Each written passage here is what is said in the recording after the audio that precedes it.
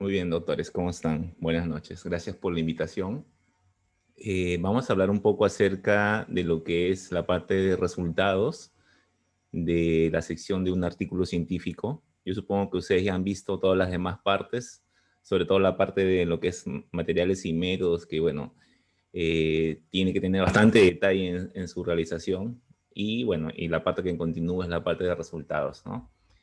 No sé cómo es la mecánica, me hacen las preguntas durante la exposición o si desean lo hacen al final, ya depende de ustedes y depende de la organización, cómo lo están manejando. Eh, Empiezo a ver, lo que vamos a desarrollar ahora son algunas generalidades en cuanto a la redacción de la sesión de resultados, algunas partes de la sesión de resultados, errores frecuentes que se cometen muy a menudo cuando se redacta esta sección y bueno, algunas recomendaciones finales, ¿no? Un tanto la experiencia que tengo de esta sección es bueno, porque soy editor de la revista del INS y casi todos los días vemos artículos que tienen un montón de errores, no solamente en la parte de resultados, sino en cada una de las secciones del artículo. Entonces, más o menos lo que quiero acá transmitirles es justamente esos tips, esas pautas que ustedes deben de seguir para que no cometan esos errores, ¿no? Entonces, yo supongo que ustedes ya han visto cada una de las secciones del artículo. Primero han visto la introducción, en el cual se responde cuál es el problema a investigar. La sección de materiales y métodos, que creo que es la parte, luego de lo que es la parte de resultados, la parte más importante del artículo. Si la sección de materiales y métodos no está correctamente redactado, la persona que va a leer su artículo pues no lo va a entender. Esto es como si fuese una receta, ¿no? Mientras más detalles les pongan ustedes a cómo hacen su trabajo de investigación, aquel que los lea pues lo va a poder entender y al final lo que se quiere es de que se replique, ¿no? Toda investigación, recuerden ustedes que tiene que ser reproducible. Por lo tanto, la única forma en la que en una investigación sea reproducible es justamente que ustedes pongan el máximo detalle posible en la parte de materiales y métodos, ¿no? Luego viene la parte que nos incumbe ahora, que es la parte de resultados, que es la parte más importante del estudio, porque justamente es donde ustedes plantean sus resultados, ¿no? Si no hay esta parte, pues simplemente el estudio no funciona, no sirve. Entonces, en esta sección hay muchas formas para poder trabajarla. Generalmente cuando uno hace un análisis, un trabajo de investigación, una vez que ya concluyó su trabajo de investigación, una vez que lo ejecutó, que lo hizo en el campo, o que revisó la data secundaria, depende de cuál es la forma que ustedes lo hayan hecho, pues empiezan a generar sus tablas, ¿verdad? Empiezan a analizar, a ver la información y empiezan a crear sus tablas. Y eso lo vamos a ver con más detalle en todas las diapositivas que vienen. Nuestra tabla uno, nuestra tabla 2, nuestra tabla 3. Y luego de eso, una vez que ya tenemos esos resultados, recién empezamos a redactar parte de lo que es la discusión y parte también los resultados, ¿no? En las secciones correspondientes. Entonces, muchas veces preguntan, cuando se hace un trabajo de investigación, ¿qué es lo que se hace primero? ¿No? Recuerden que siempre para presentar un trabajo, para hacer un trabajo de investigación, primero se tiene que hacer un proyecto, un protocolo, y eso se tiene que pasar por el comité de ética. Esa es la primera parte. En esa primera parte ustedes ya pueden ir avanzando lo que es la introducción. La introducción no sufriría cambios significativos en relación a lo que ustedes después van a hallar, pero sí es importante que todo lo demás concuerde en relación a lo que ustedes presentan en sus resultados. Entonces, cuando ustedes construyen sus tablas, eh, ya empiezan a más o menos empezar a generar parte de la discusión, la orientación que va a tener su trabajo de investigación justamente orientado a cumplir con los objetivos de ese estudio, ¿no? Luego viene la parte de la discusión y básicamente esta parte seguro que ustedes lo van a ver a futuro, en el cual se interpreta y se comparan los hallazgos de su investigación, ¿no? Entonces, esta es la parte de resultados y básicamente es la parte que responde a la pregunta ¿qué fue lo que nosotros encontramos en nuestro trabajo de investigación? Acá rápidamente un puntito es, por ejemplo, ustedes han visto seguro los estudios de tipo cualitativos, ¿no? Cuando ustedes ven un trabajo de tipo cuantitativo, se van a dar cuenta de que ustedes hacen su introducción con, no sé, pues, 3, 4 párrafos. Luego, como les acabo de mencionar, en la parte de materiales y métodos, ustedes tienen que meter toda la mayor cantidad posible de información para que se pueda replicar. Entonces, ahí por lo menos hay bastante información que ustedes incluyen.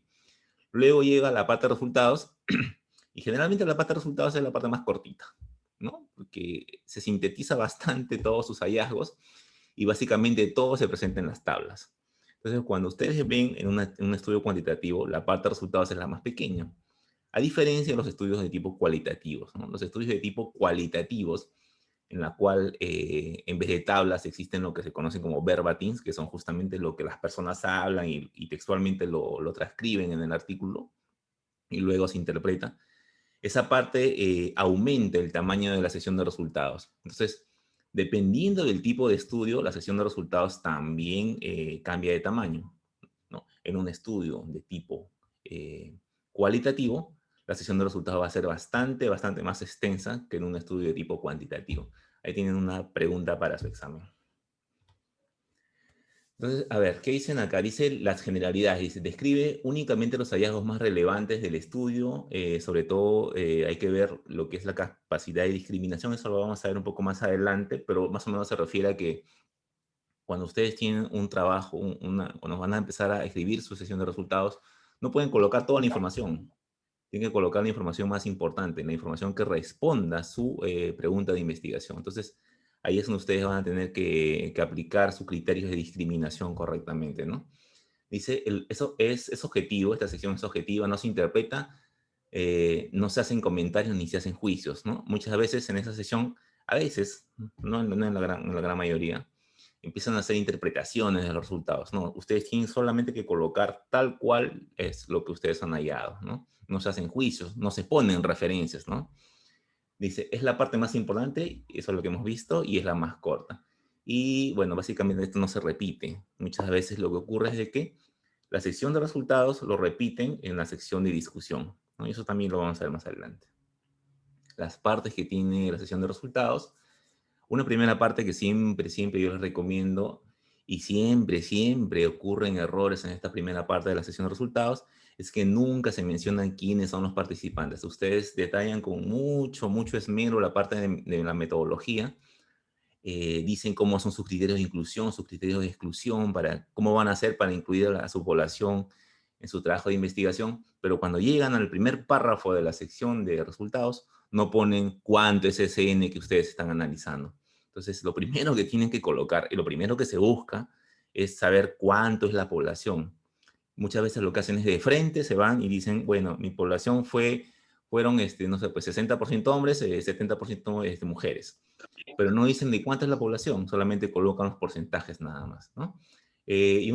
Acá una recomendación es de que ustedes siempre traten de utilizar estos flujogramas que ayudan bastante, lo vamos a ver en más detalle. Luego, la otra parte sería esta parte de los participantes, en el cual se dice cuánta es la población, más o menos es un párrafo, ¿ya? Luego viene esta parte descriptiva, en la cual ustedes ya empiezan a colocar los datos descriptivos de ese estudio, ¿no? Los datos sociodemográficos, lo que les estaba mencionando hace un momento, ¿no? Cuánto era la cantidad de participantes hombres, cuánto era la cantidad de participantes mujeres, cuántos eran casados, cuántos eran divorciados, viudos, no sé. Tampoco no es necesario que incluyan todo, sino aquello que es lo más importante y que esté en concordancia con su objetivo de su investigación, ¿ya? Toda esta parte de los datos descriptivos también más o menos es un párrafo. Luego viene otra parte que es que se conoce como los resultados principales. Y estos resultados principales sí van a estar orientados a responder su pregunta de investigación, ¿no? Si su pregunta de investigación es, no sé, pues ver lo que es el rendimiento académico y la depresión en estudiantes de medicina, esta sección, digamos, este tercer párrafo de sus resultados tiene que estar orientado a responder ese objetivo, esa pregunta de investigación, ¿ya? Luego viene los resultados secundarios, y esto es indistintamente si es que ustedes consideran en su estudio objetivos secundarios. Si ustedes, por ejemplo, y nos vamos nuevamente a este ejemplo de los estudiantes, la depresión, los estudiantes de medicina, si ustedes consideran y han revisado la literatura y dicen, bueno, sí, pues la literatura me está diciendo de que efectivamente existen diferencias en la depresión, en la prevalencia de depresión según sexo. Entonces yo tengo que hacer un análisis según sexo, tengo que hacer una estratificación según sexo, lo voy a colocar como un objetivo secundario de mi investigación. Y lo colocan y lo ponen. Entonces, en tus resultados, luego de que has presentado ya lo que es la prevalencia de la depresión en los estudiantes, vas a colocar los resultados orientados a responder tu objetivo secundario, que en este caso es comparar las diferencias en la prevalencia según sexo, ¿no? Entonces, nuevamente, o sea, si ustedes tienen objetivos secundarios, van a tener que tener también resultados secundarios, ¿no? Y eso es lo que se coloca acá. Luego viene la parte donde está toda la información, que son las tablas y las figuras, y esto es indistinto dependiendo de la revista, ¿ya? Si ustedes, depende, o sea, si la revista les pide, por ejemplo, estas revistas cubanas sobre que ustedes han enviado sus artículos, les piden que la tabla esté colocada, cuando ustedes lo presentan, les piden que conforme vayan redactando sus resultados, tienen que pegar la tabla ahí, ¿no? Y eso a veces puede facilitar la lectura en ese momento, pero a veces también la tabla te las corta y, bueno, no se ve muy bien. Otras revistas lo que te piden es, ¿sabes qué? Descríbeme solamente todas las partes de resultados y al final me colocas todas las tablas, las figuras y todo lo demás. Que creo que es un poco más ordenado, ¿no? Porque cuando tú lo colocas en la parte de resultados directamente en la tabla, como que se ve un poco desordenado. Bueno, al menos ese es mi punto de vista, ¿no?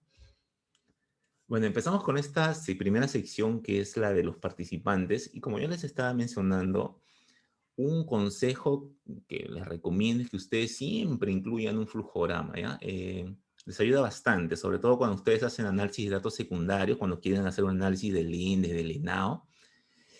Un flujograma les va a ayudar un montón para poder resumir toda esta información. Así como ustedes están viendo en la pantalla, ahí por ejemplo, para la parte derecha, se ven quiénes excluyen, ¿no? Se ve toda la selección, cómo es la selección de los participantes de su estudio y cómo es que se van excluyendo y al final cuánto es los que van quedando. Incluso al final le hacen una especie de comparación con el Laucon, una especie de comparación con el Laucon y ahí se ven las diferencias en lo que se refiere a la variable dependiente, ¿no? Cuánto es, por ejemplo, en este caso la proporción de adultos mayores sin el evento y la proporción de adultos mayores con el evento, ¿no? Entonces, nuevamente, les recomiendo que siempre consideren utilizar un flujograma para su trabajo de investigación.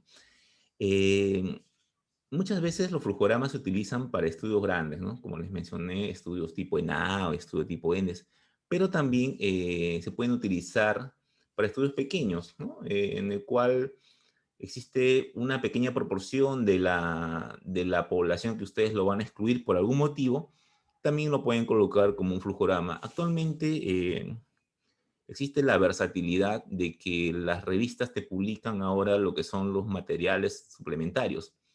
Entonces tú puedes colocar toda la información que tú quieras, tu base de datos, incluso si deseas, como material suplementario. Entonces puedes colocar tu flujograma como material suplementario si es que, digamos, es un original breve y solamente te permite, no sé, pues, 3 tablas y no te permiten colocar más información, ¿no? Entonces, siempre trata de poder utilizar un flujograma y si lo puedes publicar dentro del artículo, perfecto, ¿no? Si no, lo puedes acompañar como un material suplementario.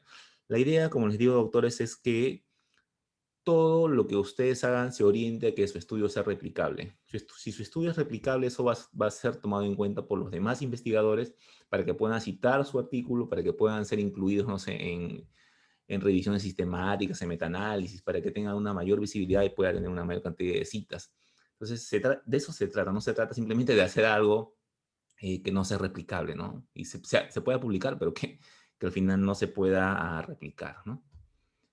Luego viene esta parte de los estudios descriptivos. Eh, Como puedes ver acá, básicamente tenemos acá la famosa tabla 1. En la tabla 1 lo que nosotros colocamos es siempre los datos descriptivos, los datos de frecuencias y de porcentajes. Y si en el caso de las variables cualitativas, ustedes ya saben esa parte. En el caso de las variables cuantitativas, dependiendo de la normalidad, o sea, de la distribución de la variable cuantitativa, de la variable numérica, ustedes se deciden si van a presentar pues, la media con su desviación estándar o presentar la mediana con su rango intercuartílico. Pero acá solamente en esta tabla 1 se presentan frecuencias o porcentajes o se presenta la media o la mediana con su desviación estándar o su rango intercuartílico. Solamente se hace de esa manera.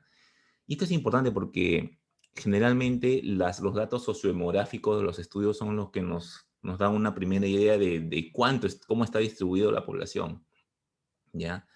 Errores comunes que se cometen acá es justamente cuando se hacen estudios y no se incluyen las tablas, la famosa tabla uno que tiene todos los datos de importancia para el estudio, ¿no? Esta tabla, si se dan cuenta, no hay ningún tipo de análisis, no hay ningún tipo de información. Lo único que se están presentando son las frecuencias y los porcentajes, nada más. ¿Ya? Eh, en la forma de redactar, esto lo vamos a ver acá más adelante, ¿no? Como le digo, hay varias formas de poder presentar esta sección de los datos descriptivos, ¿no?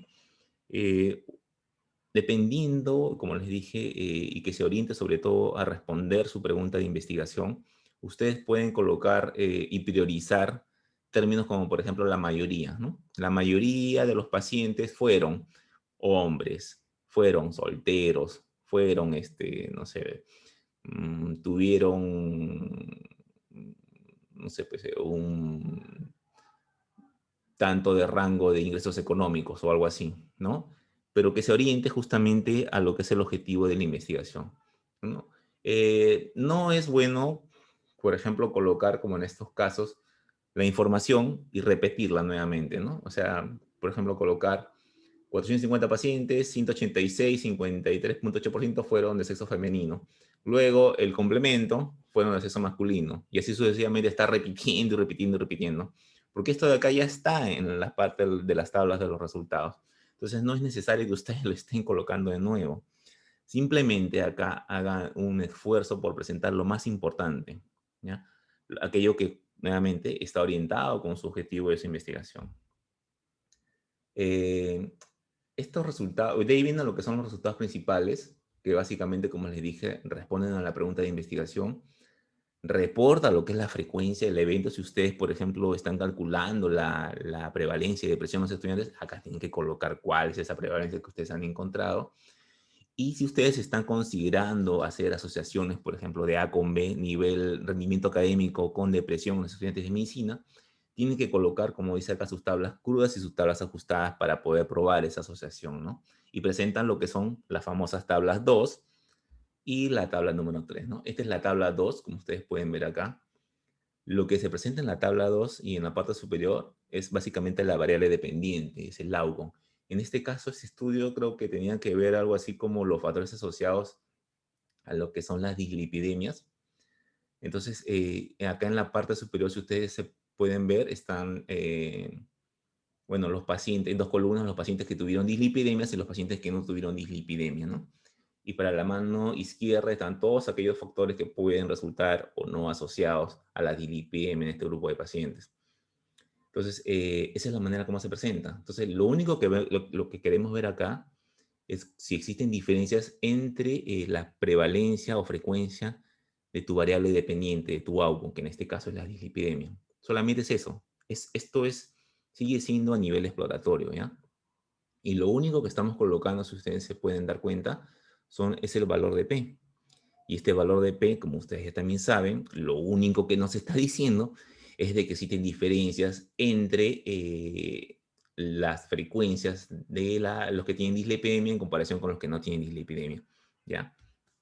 Eso es lo único que nos dice el valor de P. Entonces, esta tabla 2 nos da un poquito más de información que la tabla uno, ¿no? Nos permite evaluar si existen diferencias entre lo que son justamente la presencia o la ausencia de la variable que estamos midiendo y solamente se puede ver a nivel descriptivo si existen o no existen estas diferencias. En otras palabras, si existe o no existe asociación.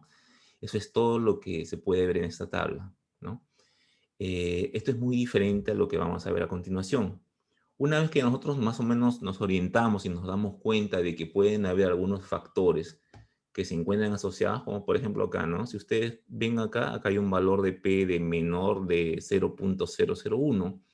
Y esto me está diciendo que efectivamente acá hay algo, ¿no? O sea, acá sí debe existir alguna diferencia, alguna asociación. Entonces, y esto está ocurriendo en el nivel del esquema de tratamiento Targa, ¿no? Como ustedes pueden ver acá. Y así tenemos otras variables, como por ejemplo esta que está acá, que es la carga viral, que también tiene un valor de P de 0,013, que también me está diciendo efectivamente que hay asociación, que hay diferencias estadísticamente significativas, ¿no? Y esto se da en la carga viral y bueno, también ocurre con la edad, ¿no? Este punto de corte que ustedes ven acá de 40 años también me está diciendo que se está asociando significativamente con la dislipidemia. Ahora, si ustedes pueden ver acá este punto de corte de los 40 años, eh, es un punto de corte que los autores colocan a priori, ¿no? En el artículo supongo que debe de estar explicado por qué han escogido los autores ese punto de corte. Y eso también es una recomendación para ustedes, autores, que cuando ustedes hagan una categorización de una variable, siempre tengan en consideración por qué van a cortar una variable en un determinado punto. ¿Ya? No es simplemente porque a ustedes se les ocurra y yo digo, bueno, acá se me ocurre hacer un punto de corte a los 40 años, y no presento ninguna justificación de por qué lo hago, ¿no? Si lo presentas así, pues lo más probable es de que el editor de la revista o quizás te pueda llegar después una carta al editor diciendo de que ahí hay un error, ¿no? Siempre tiene que haber una justificación, para lo cual ustedes hagan una categorización de una variable cuantitativa, ¿ya? Entonces, esta es la variable, la tabla 2 como les estaba mencionando. Una vez que tengamos nuestra tabla 2 pues nos vamos a la siguiente, y viene esta que está acá, que es la tabla del análisis. Bueno, acá dice análisis bivariado, que también podría ser el análisis crudo, y la regresión múltiple o el análisis ajustado, ¿no? Eh, Acá, en el análisis crudo, lo que se hace es casi lo mismo que lo que hemos hecho hace un momento, en la tabla 2, sino que se confronta cada una de las variables con la variable dependiente, que en este caso es la dislipidemia, ¿no? Y se hace una regresión, en este caso es una regresión logística de cada variable con la variable dependiente, ¿no? Y así se van encontrando estos valores del OR. Y dependiendo de lo que ustedes encuentren en la significancia de esta confrontación con estas variables, van a incluirlo o excluirlo en su modelo ajustado, que es el que está aquí, ¿no? Entonces, en este modelo ajustado, por ejemplo, incluyen lo que es el esquema Targa, que el esquema Targa, como les mencioné, salía significativo, lo han incluido acá. Lo han incluido también en la edad de 40 años, que también es significativo, si ustedes se pueden dar cuenta. Acá los intervalos de confianza están por encima del 1 y ustedes ya saben que cuando es por encima del 1 hay asociación, entonces debe de incluirse. Han incluido también el sexo, y si se dan cuenta acá, los intervalos de confianza cruzan la unidad, y ustedes saben que cuando cruza la unidad no hay significancia. Entonces ustedes me dirán, si no hay significancia, entonces ¿por qué lo han incluido? Está mal, ¿no? Igual también acá ocurre, por ejemplo, en esta variable que es la carga viral que lo vimos hace un momento, en el cual sí había asociación, ¿no? Acá está, acá se puede ver 0.013 con valor de P, y en esta, acá también lo incluyen, pero en los intervalos de confianza cruzan la unidad. No tiene significancia, sin embargo se han incluido. Entonces, ¿por qué se incluyeron? ¿Mm? Igual acá, miren, los linfocitos CD4, también hicieron un punto de corte de 200 células por milímetro cúbico, lo incluyeron, ¿no? Y sin embargo, sus intervalos de confianza cruzan la unidad, no está asociado, sin embargo, lo incluyeron. La pregunta acá sería, ¿por qué lo han incluido? ¿No? ¿Es eso posible? ¿Se puede hacer? La respuesta es sí. Existen dos formas para que ustedes pasen, digamos, del modelo crudo al modelo ajustado. Una forma, un método, mejor dicho, es el clásico método estadístico en el cual si te sale asociado, recién lo puedes pasar a tu modelo ajustado, ¿no? Si no te sale asociado, no lo puedes pasar. Incluso el punto de corte lo aumenta, ya no es 0.05, sino 0.2, creo.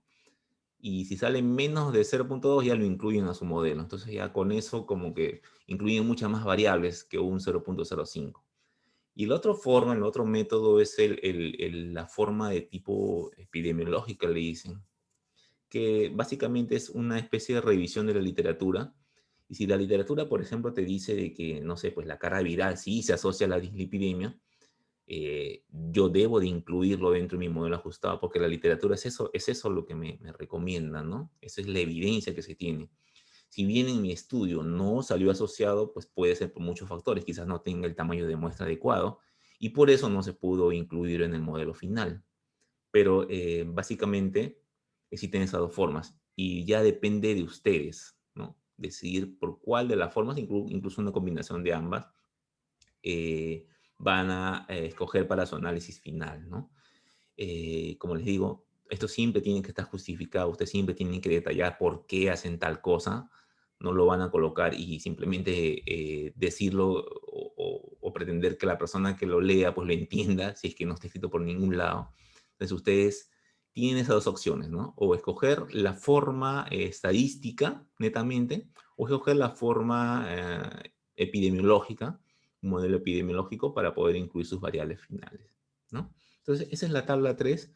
Y al final, bueno, queda este modelo ajustado, y ustedes ya saben que cuando es ajustado, el evento únicamente está ocurriendo ajustado por todo lo demás, valga la redundancia. Entonces, eso es lo que nosotros queremos. Queremos encontrar el efecto neto de la variable con nuestra variable dependiente, ¿no? Ajustado por todo lo demás. Queremos encontrar el efecto solito. Eso es lo que al final los investigadores buscamos en nuestros trabajos que realizamos, ¿ya? Entonces, esa es nuestra tabla 3. Luego viene esta parte, como les digo, de los análisis secundarios. eh, y esto es más o menos lo mismo que les mencioné. Si ustedes tienen objetivos secundarios, deberían de incluir acá, por ejemplo, en este estudio, ¿no? Si ustedes hacen un estudio según estratificado, según sexo, en sus resultados secundarios debería haber una tabla en la cual estén lo mismo, pero diferenciado para hombres y para mujeres. Entonces ahí ustedes pueden comparar efectivamente si hay o no diferencias según sexo. Y incluso existe ya una norma o forma de hacer ese tipo de análisis, ¿no? Hay estudios que se orientan bastante a lo que es la diferencia de género, casi para todo. Incluso hay la medicina del género, incluso si por ahí no me equivoco, porque en realidad los eventos que ocurren son muy diferentes dependiendo del género. Entonces, casi siempre existen estas diferencias y ya depende de ustedes si quieren o no hacer un análisis de ese tipo, ¿no? Algunos errores frecuentes que se cometen a la hora de redactar lo que es la parte de resultados es de que a veces se incluyen información que es irrelevante. Como les mencioné, a veces tienen tanta información que incluyen cosas que no tienen nada que ver con su pregunta de investigación, ¿no? Después, otra cosa es falta de una secuencia lógica. Por ejemplo, empiezan presentando, no sé, los hallazgos secundarios, ¿no? De ahí se van a los descriptivos, de ahí se van a su pregunta principal o a su resultado principal, ¿no? Duplicar la información, eso es lo que yo les dije, ¿no? O sea, no, cuando lo presenten, solamente preséntenlo en las tablas. Lo más importante, escríbanlo en los resultados y no lo repitan con la discusión. La discusión solamente digan cuál es el resultado principal, nada más, pero así bien puntual. Y no citan las tablas o figuras, y eso también es un error porque lo que ocurre es de que escriben, lo ponen y por ningún lado colocan de que esto está acorde a la figura tal, ¿no? No hay una referencia a la figura o a la tabla. Entonces, eso también es un error, y aunque no lo crean, es bastante frecuente. Algunos errores estadísticos que se pueden ver con bastante frecuencia es este de la P huérfana, ¿no? Si ustedes han visto acá, para que más o menos me entiendan lo de la P huérfana, es este que está aquí, ¿no? Este es el valor de P que sale, que está en este lado, y muchas veces calculan este valor de P, pero no nos dicen de dónde sale. O sea, ustedes no solamente deben de colocar el valor de P, sino tienen que colocar cuál es la prueba estadística que da origen a este valor de P. Si no, el que lee esto va a decir, oye, ya está bien, hay diferencias, pero ¿diferencias de dónde? ¿Diferencias de qué? ¿Basado en qué están estas diferencias? ¿Qué prueba estadística se utilizó para encontrar las diferencias? Recuerden de que dependiendo de la variable, si es una variable numérica, si es una variable cualitativa, si es una variable tiene distribución normal, no normal, tienen que ustedes decidir qué prueba estadística van a utilizar. Entonces, siempre tiene que estar acá, como dice acá, la prueba estadística que han utilizado, ¿no? Acá dice, por ejemplo, chi cuadrado y u de McQueen.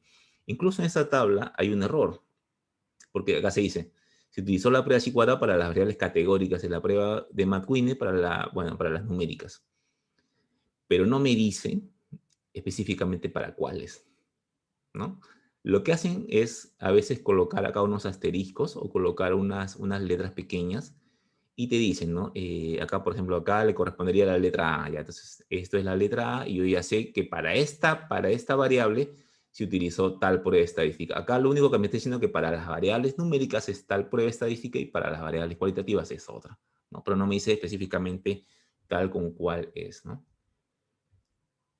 Luego, lo otro es no usar intervalos de confianza. Eso también es un problema porque a veces, y básicamente en los estudios que son representativos, por ejemplo, ustedes hacen su estudio para ver la depresión en los estudiantes de medicina, hacen su cálculo de tamaño de muestras, hacen su muestreo probabilístico, todos se han esforzado un montón para hacer su trabajo y lo presentan. Y lo único que presentan es el dato puntual, solamente presentan el porcentaje nada más, ¿no? La depresión en los estudiantes de la San Luis Gonzaga de medicina fue de 35%. Ya, pero el 35% no puede ir solo, el 35% tiene que ir con un intervalo de confianza, no se puede de 32 a 36 o a 38. Eso es importante, ¿ya? Eso nos asegura más o menos la representatividad en la población. Ahora, en este punto hay que tener un poco de cuidado porque con esto del COVID, por ejemplo, eh, se han hecho muchos trabajos a nivel de lo que son encuestas virtuales. En encuestas virtuales recuerden de que ahí no existe la representatividad.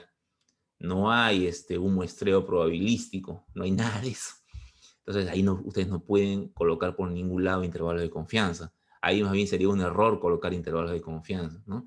Entonces hay bastantes problemas que tienen estas encuestas virtuales, pero que si se llegan a hacer bien, pues ofrecen una información que en realidad podría ser importante, ¿no? Pero hay que saberlas trabajar, no hay que hacerlas simplemente por hacer, ¿no? Otro error estadístico es, dicen, no usar el valor de P, solo considerar si es significativo. Y eso ocurría, bueno, ahora ya no ocurre mucho, pero antes sí era bastante frecuente. Lo que hacían era solamente colocar estos valores así como lo ven acá ustedes, ¿no? P menor de 0,05 nada más. Y eso era todo lo que nos incluía. No nos decía de cuánto era el valor de P, ¿no? No es lo mismo un valor de P de 0,00001 o un valor de 0,04, ¿no? Un valor que está casi llegando a la significancia, ¿no? Lo otro es no expresar la magnitud. A esto se refiere, por ejemplo, cuando ustedes hacen estudios para ver, por ejemplo, los factores asociados a lo que es la depresión en los estudiantes de medicina, ¿no? Y colocan ahí todo, hacen su análisis, todo su muestreo representativo, probabilístico, todo bien bacán. Y al final lo que presentan es, mira, se encontró la asociación de esta variable con esta variable con esta variable y al costado colocan un OR de 3 puntos y tantos y con su intervalo de confianza y todo lo demás. Y solamente dicen está asociado, ¿no? Lo que tienen que hacer cuando ustedes ya hacen cálculos de OR, de razones de prevalencia incluso, tienen que interpretar qué significan esos valores, ¿ya? No solamente es colocar los valores de OR y decir, ah, bueno, hay significancia. Eso tranquilamente lo hubiesen hecho con su prueba de chi cuadrado, ¿no? Como está aquí, ¿no?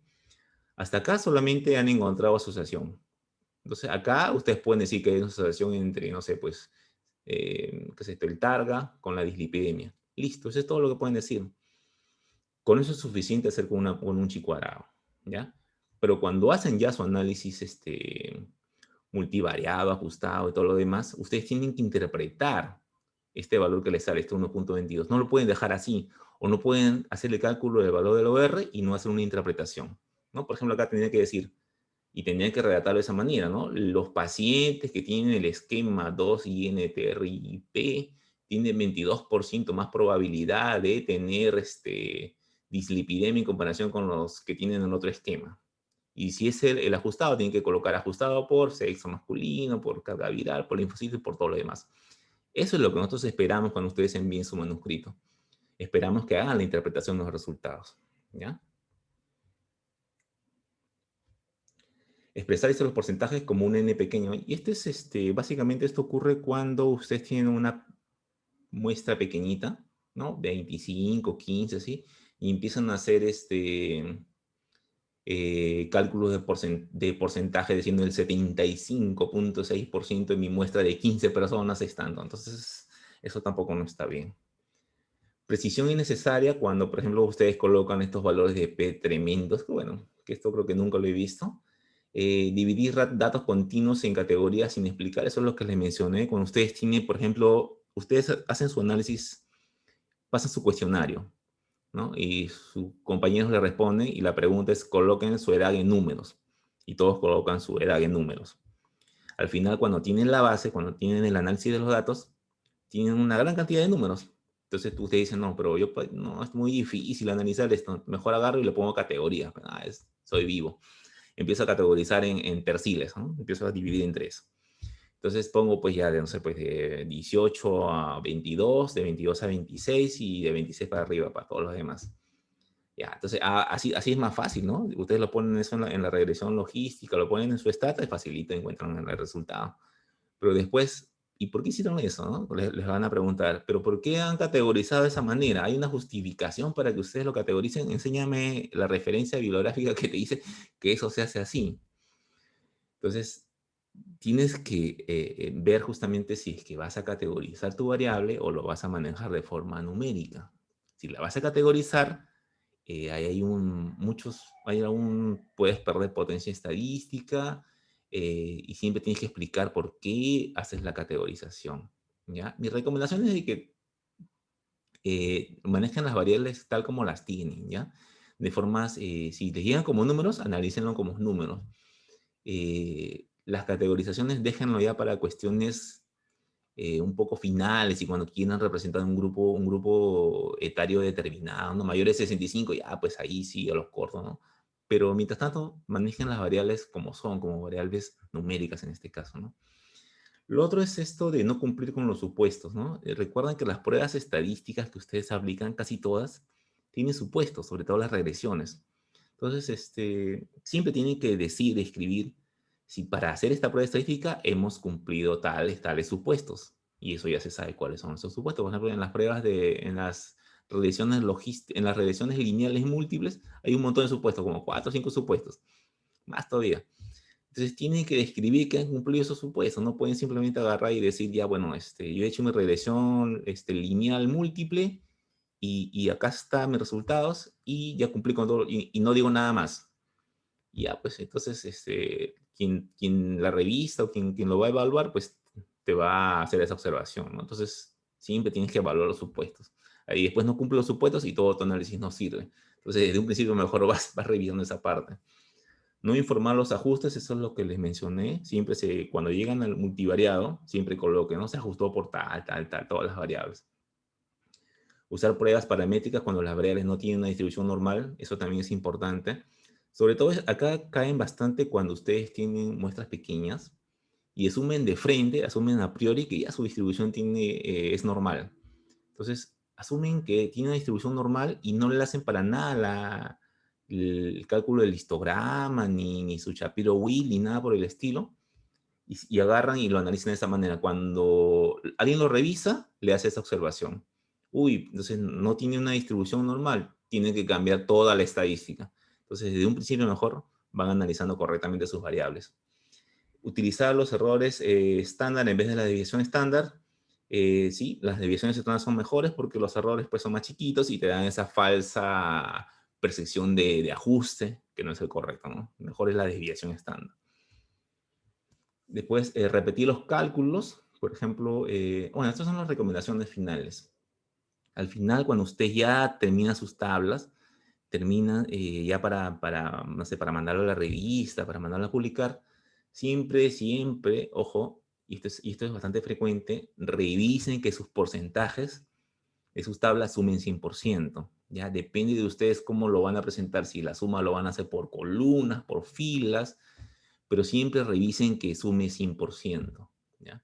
Uno después, cuando uno está revisando, por ahí encuentra que los porcentajes suman 98, 97, y eso sí se ve mal, ¿no?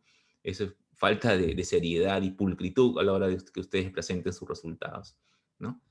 Y también ocurren estos errores involuntarios, ¿no? Estos errores a veces se presentan, uno está escribiendo, se olvidan de colocar algún número, y le cambian todo el contexto del resultado principal, incluso del estudio. Entonces, siempre tienen que buscar, y acá incluso se podría recomendar de que los resultados que ustedes obtienen, los resultados finales, siempre tienen que ser los mismos que presenten en su resumen, ¿ya? Muchas veces, y si nos ha pasado, lo que está en sus tablas es diferente a lo que está presentado en la sección de resultados. Y es muy diferente a lo que está presentado en el resumen. Y si eso ocurre, pues olvídense, en la primera instancia nomás el artículo o la investigación no se acepta. ¿Ya? Entonces, Tienen que revisar bien los resultados de sus tablas. Dice acá, considerar solo lo más relevante de acuerdo a sus objetivos. Nuevamente esto. A veces tienen bases bien grandes y quieren colocar de todo, ¿no? Incluso en el resumen quieren ponerlo todo. No pueden hacer eso. Tienen que orientarse siempre a aquellos resultados que respondan su objetivo, su pregunta de investigación, y solamente presentan eso nada más. Con eso es suficiente. Y finalmente, si es que por ahí no maneja muy bien esta parte de estadísticas, pues siempre ustedes pueden considerar la ayuda de alguien, un experto, un estadístico, un asesor que les pueda ayudar en esta sección, ¿no? Bueno, y esa es más o menos la presentación de ahora, doctores. Si hubiese preguntas, yo encantado de poder responder todas las preguntas que ustedes tienen. Muchas gracias por su atención, doctores.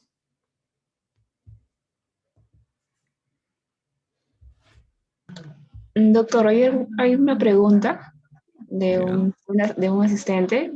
Dice lo siguiente: ¿puede escribirse en cualquier tipo el flujograma puede escribirse en cualquier tipo de investigación? ¿No son en las revisiones sistemáticas que se usa diagrama de prisma? Claro, en realidad el flujograma puede utilizarse para todo. El flujograma no es, o sea, no solamente se debe utilizar en las revisiones sistemáticas. O sea, puede utilizarse en cualquier tipo de investigación. La finalidad que tiene flujograma es, o la función que tiene flujograma es de que te acorta bastante la explicación de cómo seleccionaste tu población, o tu muestra, mejor dicho. Entonces, eso es indistinto si es una revisión sistemática, si es otro tipo de estudio, un transversal, un caso control, un corte, no tiene nada que ver. El flujograma es una herramienta que tú puedes utilizar. Si utilizas un flujograma, te vas a ahorrar por lo menos un párrafo, ¿no? Dentro de lo que es resultados.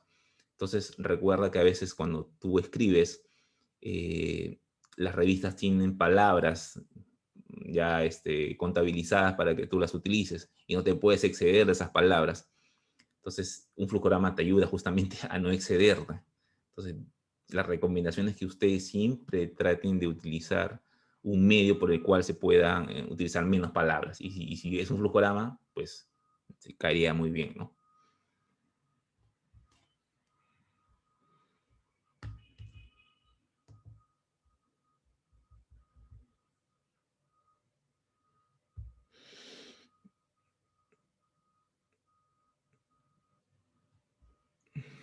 No sé, doctores, ¿alguna otra pregunta, doctores? Pregunten. Vamos.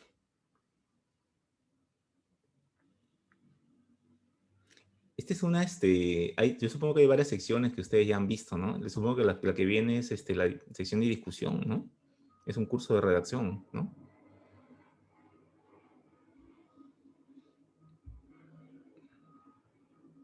Doctor, disculpe, hay otra pregunta. Dice: con respecto a los estudios que se recolectan datos virtuales, mencionó que no se deben de usar intervalos de confianza. ¿Cómo se deberían de interpretar estos resultados? Ya. Lo que pasa con los estudios que se recolectan datos virtuales es que justamente al utilizar un cuestionario virtual, los que responden el cuestionario virtual es una población que está ya sesgada por muchas razones. ¿Ya? Entre ellas, por ejemplo, puede ser el hecho de que ellos tengan internet o les interese el tema que se está investigando. O sea, yo solamente respondo porque me interesa el tema. Entonces, esa población ya está sesgada. Entonces, ya ahí ya no existe lo que es representatividad, ¿no? Ahí ya el muestreo que se ha utilizado ya no es un muestreo probabilístico. Entonces, al no ser probabilístico, ya no se puede hacer inferencia estadística. Entonces, al no hacer inferencia estadística, no pueden colocar intervalos de confianza. Recuerden que los intervalos de confianza es de tu muestra a la población. O sea, calculas el intervalo en tu muestra y tú dices, en mi muestra yo tengo 32% de prevalencia de presión con un intervalo no sé, de 30 a 34. Pero ese intervalo es para la población, ¿no? O sea, entonces, ese 32 me está diciendo de que en la población hay una seguridad de un 95% de que la depresión se encuentra entre el 30 y el 34%. Ya, para eso es. Pero cuando no es probabilístico, no pueden hacer eso. No pueden colocar los intervalos de confianza. Entonces, ahí lo que ustedes pueden hacer es simplemente colocar las frecuencias que han hallado y los porcentajes, ¿no? Y siempre aterrizando bien lo que ustedes están haciendo.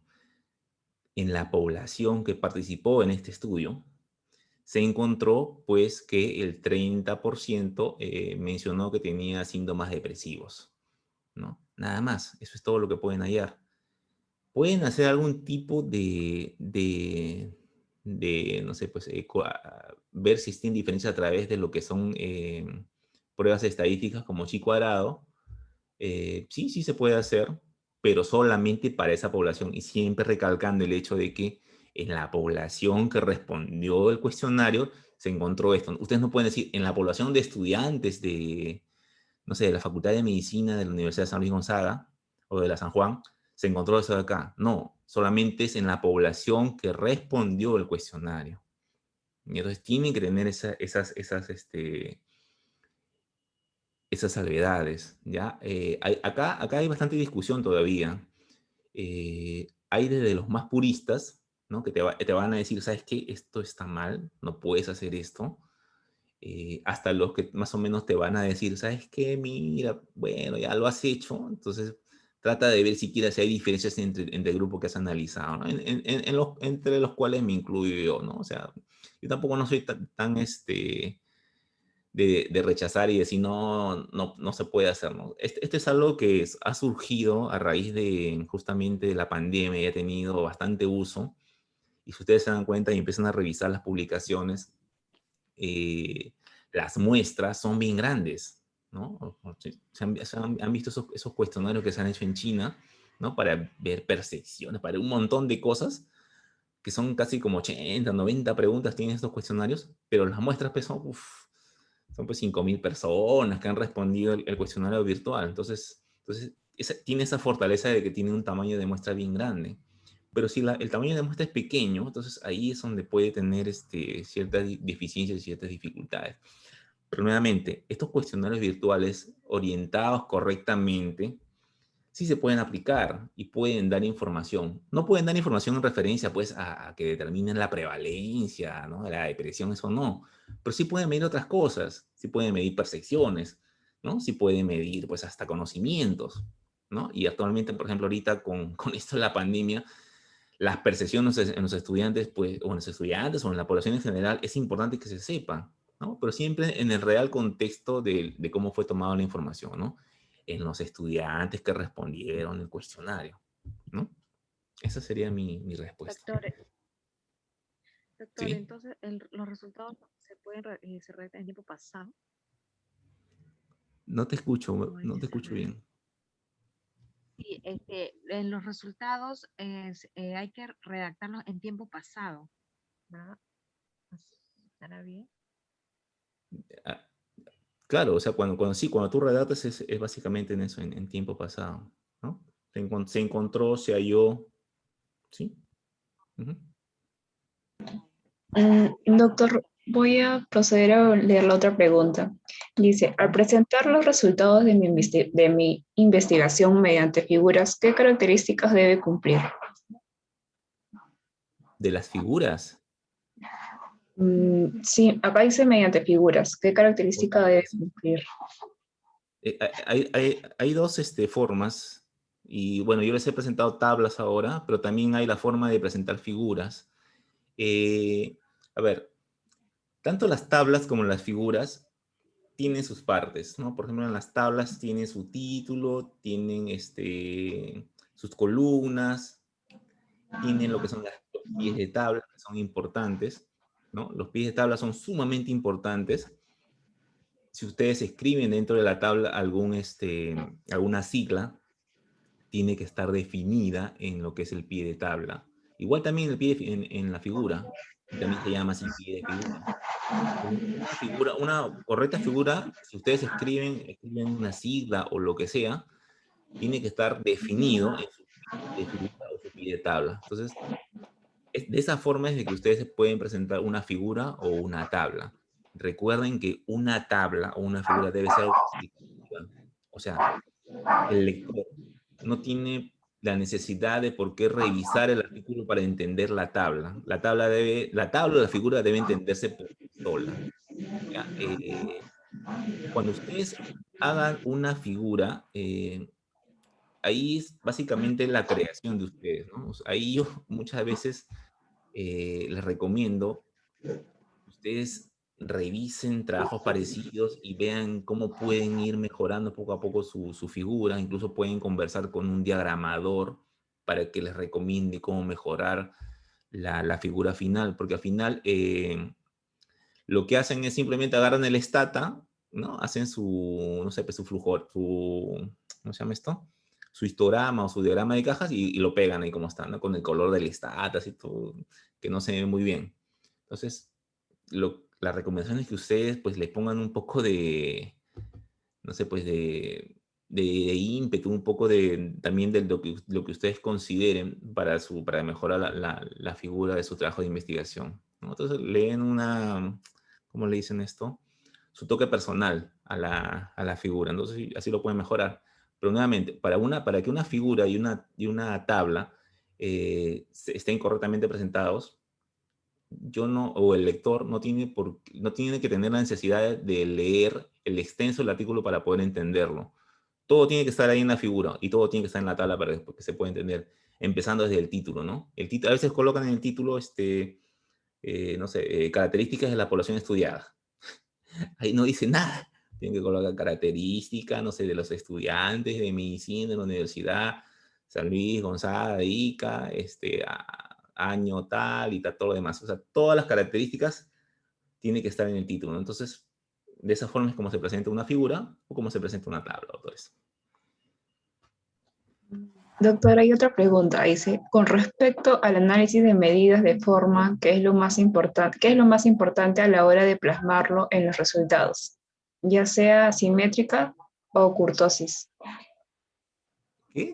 ¿Cómo dice? ¿Qué me ha preguntado? Dice, con respecto al análisis de medidas de forma, ¿qué es lo más importante a la hora de plasmarlo en los resultados? Y Ah, menciona ya sea simétricas o kurtosis. pero ¿por qué me hacen esa pregunta de la medida de análisis de forma? Yo supongo que se está refiriendo a la distribución de la variable, ¿no? ¿No? Mm, Cuando ustedes tienen una variable numérica, tienen que evaluar si es que la variable tiene cierta distribución, ¿no? Si es una distribución asimétrica o una distribución no simétrica, normal o no normal. Entonces, dependiendo de la distribución, ustedes van a decidir qué tipo de estadística van a utilizar, la paramétrica o la no paramétrica.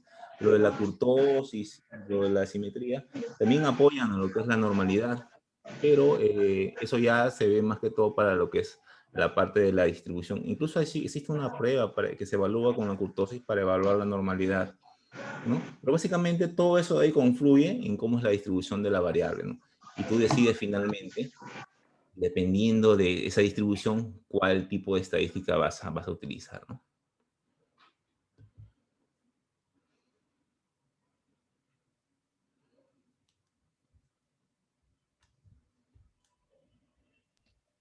Bueno, si no hay más preguntas de parte de los presentes, damos por finalizada la ponencia.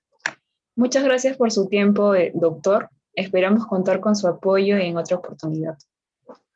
Listo, doctores. Cuídense. Muchas gracias por la invitación y a investigar. Hasta luego. Muchas gracias, doctor.